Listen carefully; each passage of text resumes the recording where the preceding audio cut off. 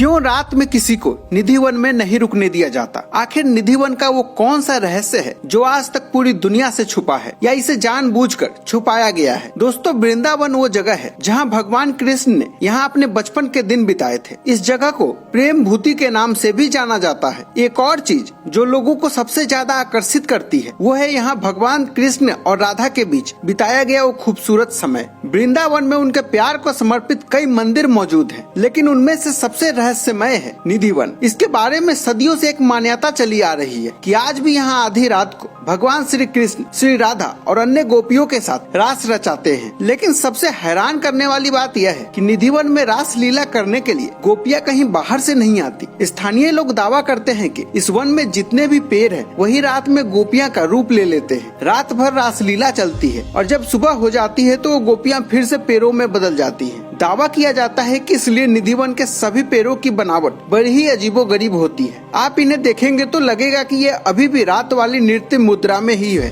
कुछ पेड़ तो एक दूसरे के आलिंगन में लिपटे हुए भी मिल जाते हैं। लगभग 2-2.5 एकड़ क्षेत्रफल में फैले निधि वन के वृक्षों में से किसी भी वृक्ष के तने सीधे नहीं मिलेंगे तथा इन वृक्षों की डालियां नीचे की ओर झुकी तथा आपस में गुंथी हुई है। इस रहस्य को जानने के लिए कई प्रयोग किए गए। कई बार पेड़ों को आपस में धागे से बांध दिया गया, पर सभी प्रयास बेकार हो गए। सुबह धागे टूटे हुए मिले। इस वन की एक और दिलचस्प बात यह है कि जहाँ दूसरे पेड़ की शाखाएं ऊपर की ओर बढ़ती है, वहीं यहाँ वे नीचे की ओर बढ़ती है। निधि वन से जुड़ा सबसे बड़ा रहस्य यह है कि वन में होने वाली रास लीला को आम इंसान तो क्या, कोई जानवर या पक्षी भी नहीं देख सकता। निधि वन दर्शन के दौरान वृंदावन के पंडे पुजारी गाइड द्वारा निधि वन के बारे में जो जानकारी दी जाती है, उसके अनुसार निधि वन में रोज रात में होने वाली श्री कृष्ण की रासलीला देखने वाला अंधा, गूंगा, बहरा या पागल हो जाता है, ताकि वह इस रासलीला के बारे में किसी को बता न सके। इसी वजह से शाम की आरती के बाद रात 8 बजे तक पशु, पक्षी, बंदर, भक्त, पुजारी सभी यहाँ से चले जाते हैं। इसके बाद परिसर के मुख्य द्वार पर ताला लगा दिया जाता है। उनके अनुसार यहाँ जो भी रात को रुक जाता है उसकी मृत्यु हो जाती है। कहते हैं कि जिनकी भी मृत्यु हो गई है, आज भी उनकी समाधियाँ परिसर में ही बनी हुई है। दोस्तों, निधि वन के रहस्यों की कहानी यही नहीं थमती। निधि वन के परिसर में श्री कृष्ण का एक रहस्यमय मंदिर है जिसे रंग महल के नाम से जाना जाता है। मंदिर के भीतर ऐसा चमत्कार होता है कि जिसे देखने के लिए भक्तों की सुबह 4:30 बजे से ही लाइन लग जाती है। मान्यता है कि रात में रास के बाद श्री कृष्ण इसी रंग महल में विश्राम करते हैं। भगवान कृष्ण के लिए चंदन का एक बिस्तर तैयार किया जाता है। पलंग के पास चांदी का एक गिलास पानी पान के पत्ते के साथ रखा जाता है। साथ ही दांतों को साफ करने के लिए 2 ब्रश, साड़ी,